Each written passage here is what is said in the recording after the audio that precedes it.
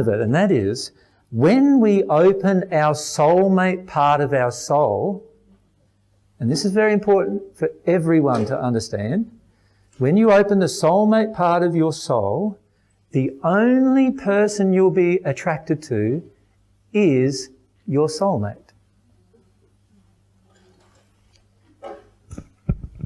So if you walk down the street and you're attracted to 3 women as they walk past, you have not got the soulmate part of your soul open.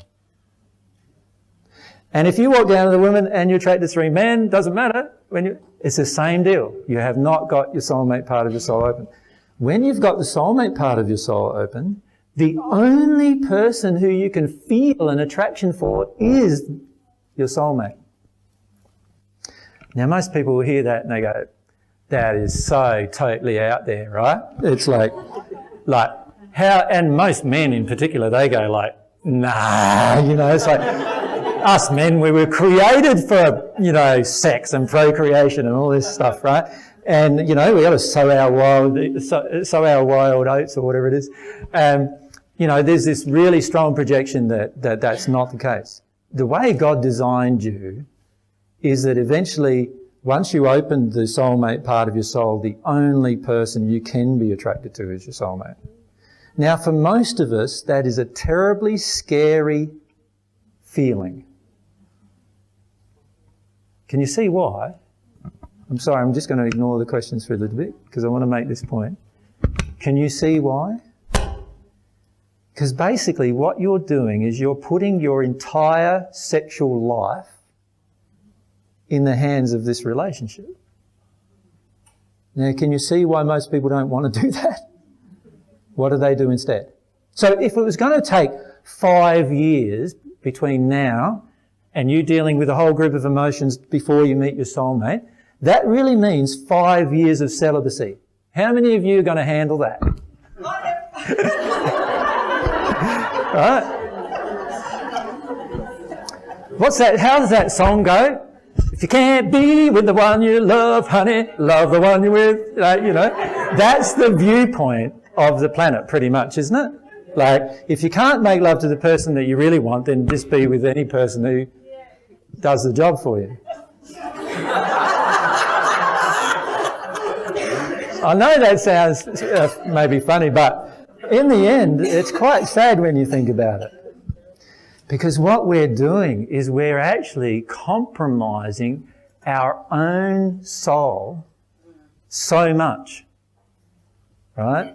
Because in the end, you have an eternal existence, right? So what's 5 years in that? Not very long at all. Agreed? Now, if we've got 5 years where we're actually working through our emotions before we attract our soulmate, that's a good 5 years well spent, in my opinion. Now, for many of us, it won't take you that long. You start focusing on some of these soulmate-based emotions and start opening up this soulmate part of your soul, you'll be surprised within a year and a half, 2 years, you'll have come across your soulmate, you probably know who it is. If they're in the spirit world, they'd be with you, you'd feel them. If they're here on earth, they'd probably still be with you, you'd feel them. You'll attract them into your life very rapidly.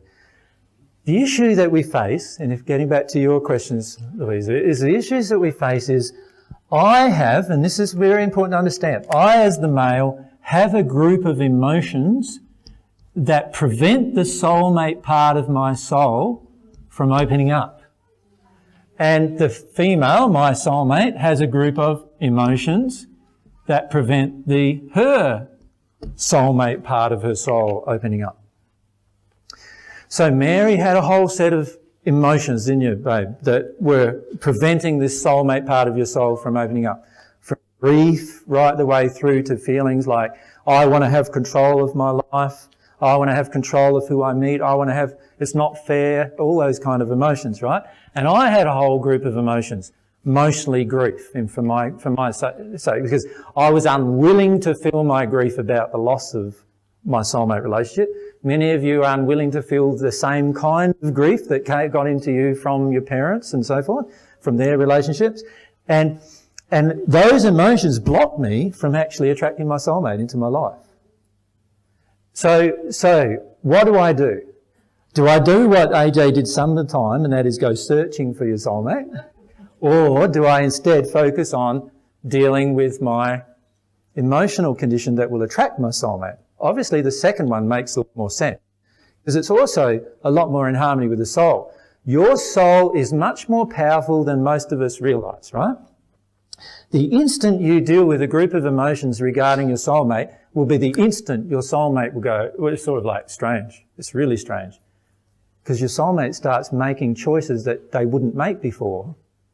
And a lot of times they don't even understand at the time why. It's only when you get together and discuss what happened that you start realising, oh, while I was feeling that, you went through this. And while I was feeling that, you went through, oh, isn't that amazing? Like, you know, you start realising the linkages that have actually occurred between yourself and your soulmate that have been there all that time, but have just been prevented from being experienced because of the emotional injuries that each half has. So, getting back to this discussion then, if I focus on dealing with my injuries as a male, and if you're a female, you focus on dealing with your injuries as a female, and I focus, there's two types of injuries I'm going to have to deal with here, right? Two types. I'm going to, as a male, have to deal with what it feels like for me to be a male. So in other words, I'm going to have to deal with my injuries about myself. Does that make sense? So, for example, some of the injuries I've had to deal with, that I have felt most of my life very, very responsible for women's pain. This has come from observing 2,000 years of women's pain and feeling like I didn't do enough in the first century to stop it, but also comes from the fact that after I passed in the first century, my soulmate experienced huge amounts of pain, right down to being tortured to death, right? Which I've felt responsible for in this life. And so I had to deal with all these things that I'm to blame, I'm this, I'm that, as a male, right? I had to deal with all these issues inside of myself. I also have to deal with the issues, the injuries I have towards the opposite gender, or if I'm in a homosexual soulmate situation, towards the same gender.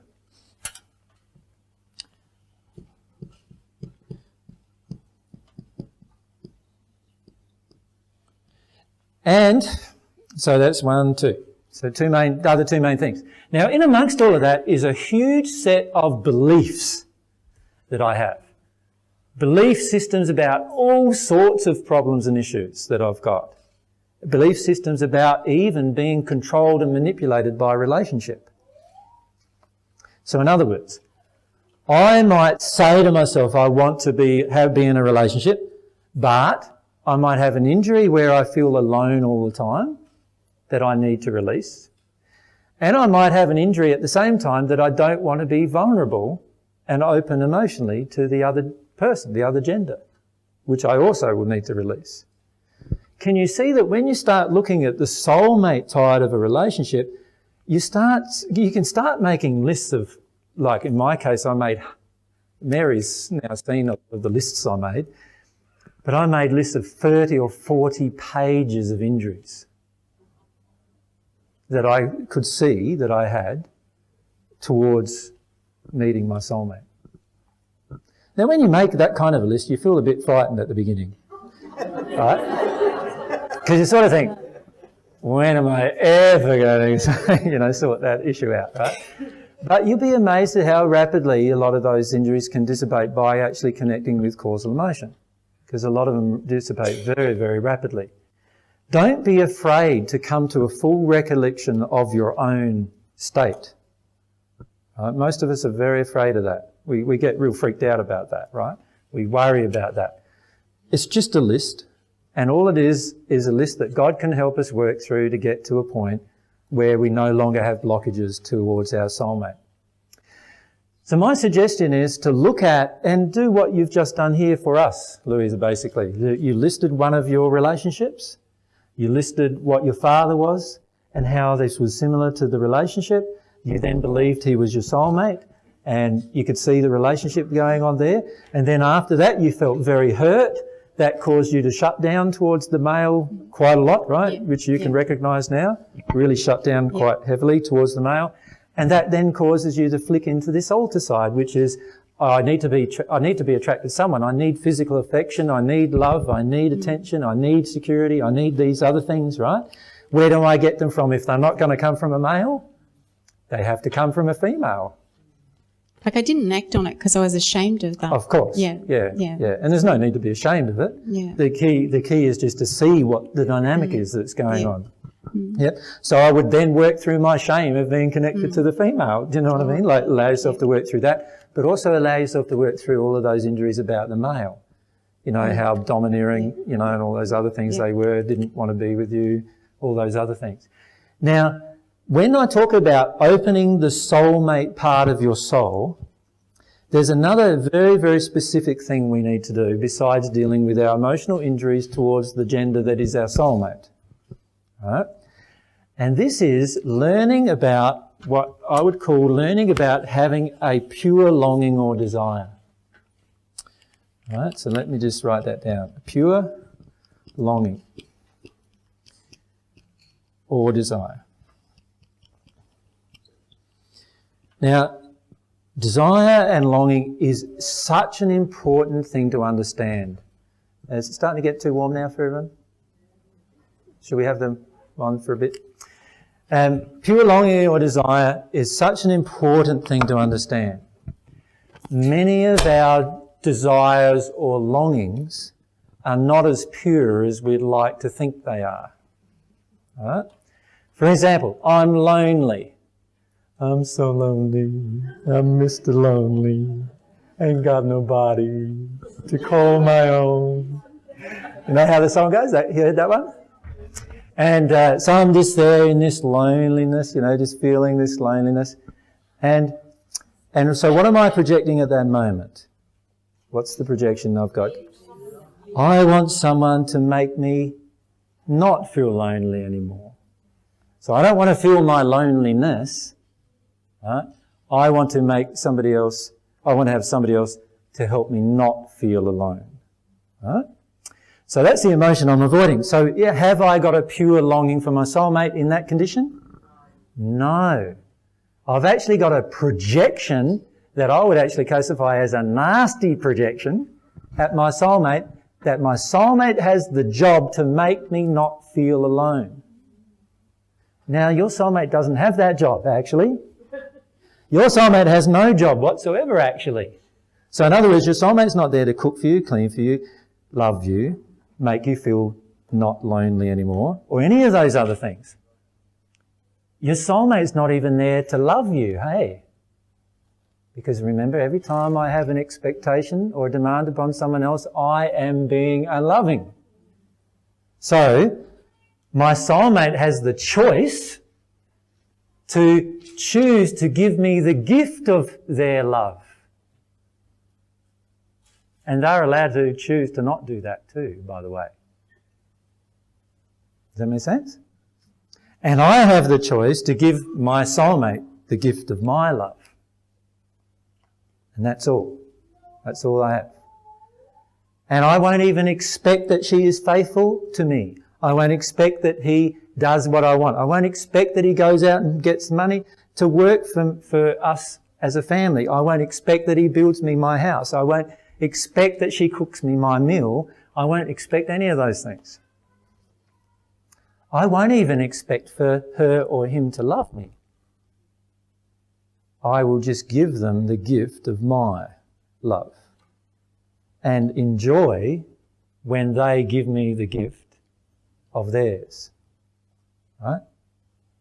Now, if you imagine yourself in that state, now we've got a pure longing. So we can have a longing or a desire for somebody, right? And it's actually a desire to give them all of yourself. Does that make sense? Now, can you see how even that can be tainted quite a lot? Because many of us don't have a desire to give somebody all of ourselves. We don't even desire to know all of ourselves, let alone give all of ourselves to someone else, right? What we generally do is we have a desire to not have you know this about me. I don't want you to know that about me. I don't want you to know that 10 years ago I did this really shameful thing, right? Or this really disturbing thing that I still find disturbing, right? So I just close that bit of my life off to you. Now there's this bit left. And then I decide, oh, that's not going to be the right colour for you. So I just close that bit of my life off. And then I start blocking bits of my life off, right? Because I'm afraid to be totally open and vulnerable and exposed. Well, you've seen what happened to me. What happens to me when I expose myself to you? What happens? Like most of the time I get attacked and abused and all sorts of things happen, don't they? Like I've been totally open with you about my life, and what has everyone done with that? They grab this bit and then manipulate that bit and do this bit to that and do this bit to that. And before you know it, there's this terrible attack coming up you. How do you feel about that? Well, if you were open and vulnerable, you would just let yourself feel about it. That's what you would do. Now imagine if your own soulmate does that to you. Judges you, does this, does that. You're going to need to feel all that. How hurt is that going to feel? It's going to feel pretty tough, right? But you're still going to need to do that if you want to stay open. You see, most of us have deep emotional reasons why we don't want to completely open to another person. Right? And we need to face them. Because when we face them, we will then have a pure longing for this other half of ourselves. Right? That's what will happen. Thanks.